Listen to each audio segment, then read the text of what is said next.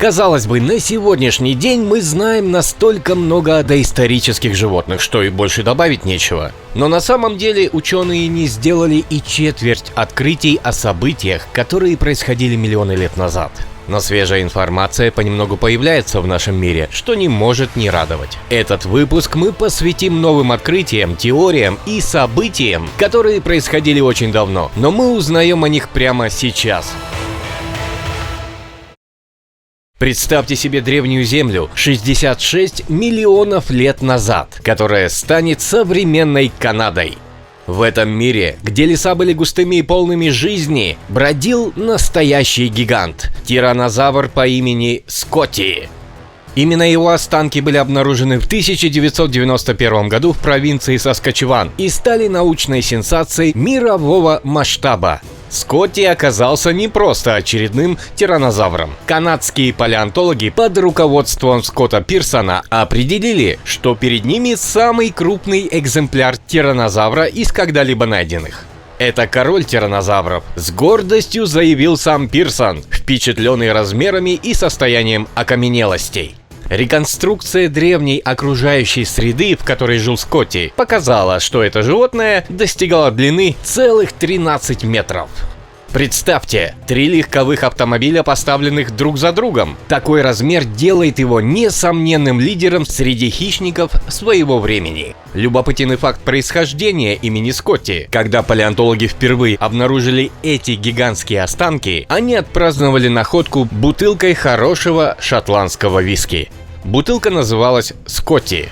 И именно это имя было навсегда присвоено великому хищнику, ставшему звездой науки. Изучение и реконструкция окаменелостей Скотти заняли многие годы кропотливого труда, и результаты превзошли все ожидания. Ученые получили важную информацию о жизни и здоровье этих животных. Скелет гиганта свидетельствует о том, что он прожил необычайно долгую и насыщенную битвами жизнь. А теперь расскажем о поразительном открытии, сделанном в Канаде. О криодраконе. Этот гигантский птерозавр, ставший одним из крупнейших летающих животных за всю историю Земли. Криодракон Борей, что переводится как «замерзший дракон севера». Он принадлежит группе аждархидов, удивительных летающих рептилий, живших около 77 миллионов лет назад в меловом периоде. Несмотря на то, что многие привыкли называть этих животных птеродактилями, на самом деле это аждархиды, гигантские существа с размахом крыльев до 10 метров. Первые останки этого животного были обнаружены более 30 лет назад в канадской провинции Альберта, но долгое время ученые считали, что это уже известный вид птерозавров, знаменитый Кецалькоатль из Техаса. Однако недавнее детальное исследование, опубликованное в журнале палеонтологии позвоночных, доказало, что речь идет о совершенно новом виде и первом птерозавре, найденном в Канаде. Доктор Дэвид Хон из Лондонского университета Королевы Марии, ведущий автор исследования, назвал это открытие значительным шагом в понимании разнообразия аждархидов. Останки включают хорошо сохранившиеся кости крыльев, ног, шеи и ребер молодых особей, а также гигантскую кость шеи взрослого животного, свидетельствующую о впечатляющем размахе крыльев до 10 метров. Подобно своим собратьям, криодракон был хищником и питался мелкими животными. Это ящерицы, млекопитающие и, возможно, даже небольшие динозавры. В отличие от других птерозавров, аждархиды были наземными охотниками, способными совершать продолжительные перелеты, но предпочитавшими жить на земле. Несмотря на широкое распространение аждархидов по всему миру, о них известно удивительно мало. Поэтому открытие криодракона с его прекрасно сохранившимися останками позволяет нам гораздо лучше понять жизнь и эволюцию этих древних властителей небес. А вот 70 миллионов лет назад, во времена позднего мелового периода, жил необычный хищник – маюнгозавр. Динозавр, известный своей необычайной привычкой заменять зубы примерно каждые 2 месяца, как современные акулы. Ранее ученые считали, что только крупные травоядные динозавры, такие как огромные зауроподы, быстро обновляли свои зубы. Их стратегия была проста. Большее количество зубов, быстро заменяемых, помогало им пережевывать грубую растительную пищу. Однако недавнее исследование изменило наши представления, показав, что даже крупные плотоядные динозавры, такие как маюнгозавр, тоже могли быстро обновлять свои зубы. Майкл Адель Демик из университета Адельфи в Нью-Йорке объясняет, что ученых удивило обилие потерянных зубов маюнгозавра в музейных коллекциях. Тщательный анализ микроскопических кривых роста этих зубов позволил сделать открытие. Маюнгозавр обновлял свои зубы с удивительной скоростью, быстрее многих травоядных динозавров, таких как утконосые или рогатые ящеры. Причина этой уникальной особенности скрывается в его питании. Маюнгозавр был не только хищником, но и каннибалом. Его зубы оставили глубокие следы на костях своего собственного вида и других животных. Регулярное разгрызание толстых костей приводило к частой потере зубов, что требовало быстрой замены. Для сравнения, зубы знаменитого тираннозавра восстанавливались в течение 2 лет. Ученые также изучили других древних хищников, таких как аллозавр и цератозавр, и обнаружили, что они меняли зубы еще быстрее. Тем не менее, маюнгозавр по-прежнему выделяется среди большинства плотоядных динозавров.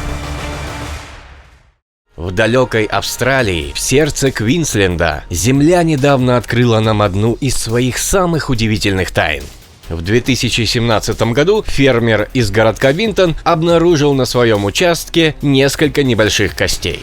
Не догадываясь, что это станет началом крупного научного открытия, он незамедлительно обратился в Музей естественной истории Australian Age of Dinosaurs. Команда палеонтологов вскоре прибыла на место и начала аккуратные раскопки. После нескольких недель упорного труда было обнаружено около 15 костей, принадлежащих одному крупному динозавру. Уже тогда стало понятно, что перед нами уникальный образец теропода – двуногий хищник, впечатляющий своими размерами – около 2 метров в высоту и 7 метров в длину. Первоначально ученые подумали, что этот гигант мог принадлежать к виду Australovenator vintonensis, ранее обнаруженному неподалеку в 2006 году. Однако более детальное изучение показало, что найденные кости имеют важные различия по форме и размерам. Возможно, перед нами совершенно новый вид динозавров, но пока исследователи не могут однозначно подтвердить эту гипотезу. Доктор Мэтт Уайт из Университета Новой Англии сравнивает его с велоцираптором из известного фильма «Парк юрского периода». Обнаруженные рядом когти указывают на то, что этот динозавр был активным охотником и, вероятно, нападал на крупных травоядных животных. Тем не менее, ученые не исключают, что он мог питаться и падалью, подобно знаменитому тираннозавру. Эти гиганты бродили по болотистым берегам, окружавшим древнее внутреннее море Австралии, примерно 95 миллионов лет назад, в начале мелового периода. К сожалению, пока остается неизвестным, было ли тело этого хищника покрыто перьями. Мы отправляемся на побережье юго-восточной Аляски, в национальный лес Тонгас, чтобы рассказать историю невероятного открытия, сделанного благодаря необычайным приливным колебаниям, происходящим здесь раз или два в год. Пару десятилетий назад геолог Джим Байхтал воспользовался редкой возможностью исследовать обнажившиеся морские скалы вблизи деревни Кеке. Во время отлива он обнаружил удивительную окаменелость – останки талатозавра, морской рептилии, которая обитала в древних океанах нашей планеты более 200 миллионов лет назад. Талатозавры или морские ящерицы – это вымерший отряд морских рептилий триасового периода. Эти существа, достигающие длины от 3 до 4 метров, жили в экваториальных водах, но их окаменелости крайне редки, что делает каждую новую находку особенно ценной. Палеонтологи из Университета Аляски в Фэрбэнксе несколько лет тщательно очищали и изучали этот образец. И вскоре выяснилось, что они имеют дело с совершенно новым видом талатозавров, который был назван Гунакадейт джосие. Этот вид отличался необычайно острым рылом, идеально приспособленным для добычи пищи в узких трещинах и щелях коралловых рифов. Ученые предполагают, что он питался мягкотелыми организмами, обитавшими в этих укрытиях. Однако именно эта специализация могла привести к его исчезновению, когда примерно 200 миллионов лет назад уровень моря начал снижаться, и талатозавры не смогли приспособиться к новым условиям. Эта находка – ключ к пониманию жизни и исчезновения талатозавров, позволяющий пролить свет на историю древних экосистем, существовавших миллионы лет назад.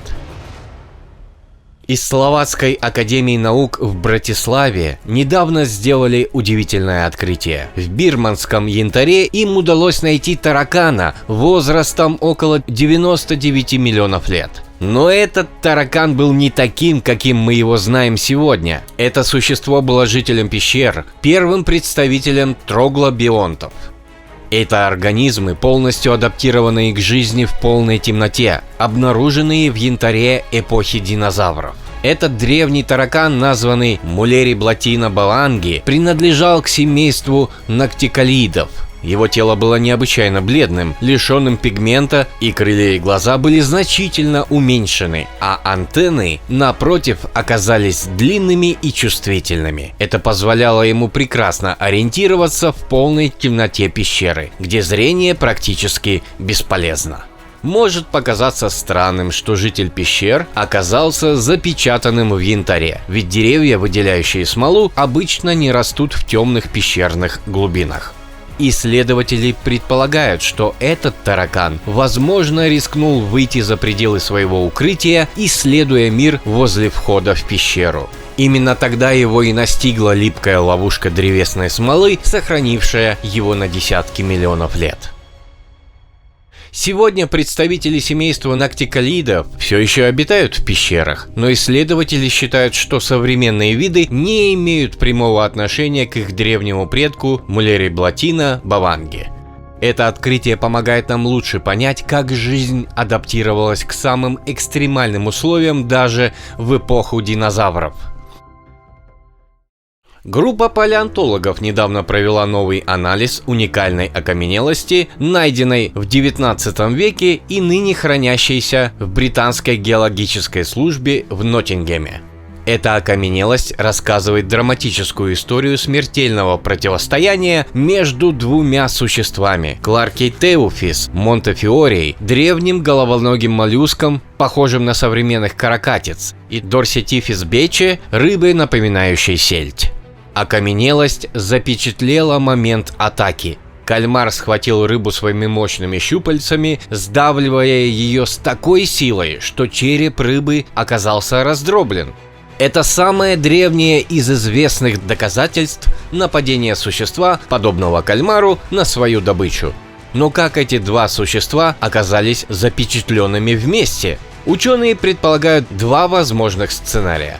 Согласно первому, кальмар мог погибнуть в ходе борьбы, не справившись с размером добычи. Оба существа могли утонуть и опуститься на дно моря, застыв в вечности.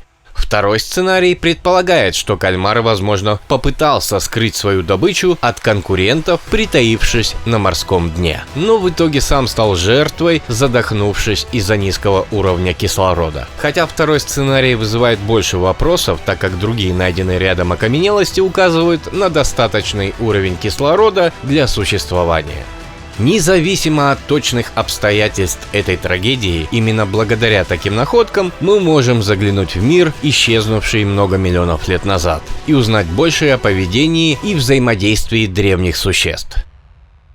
Давайте посмотрим на уникальный мир острова Мадагаскар, где недавно было сделано поистине удивительное открытие. Палеонтологи обнаружили почти полностью сохранившийся скелет необычайного млекопитающего, не похожего ни на одно другое живое или вымершее животное. Это создание размером с опоссума получило название Адалтериум, что на малагазийском языке означает «безумный зверь».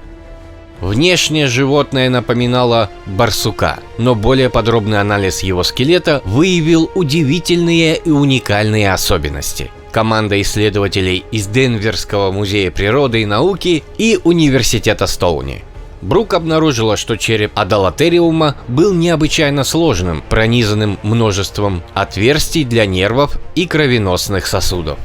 Это, вероятно, указывает на высокую чувствительность его морды, покрытой густыми усами.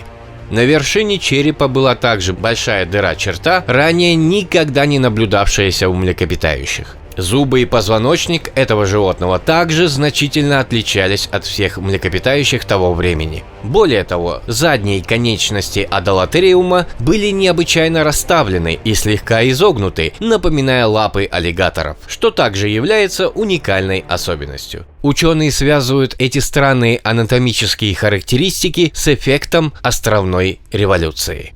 Примерно 88 миллионов лет назад Мадагаскар оказался изолированным после того, как индийский субконтинент отделился и начал дрейфовать на север.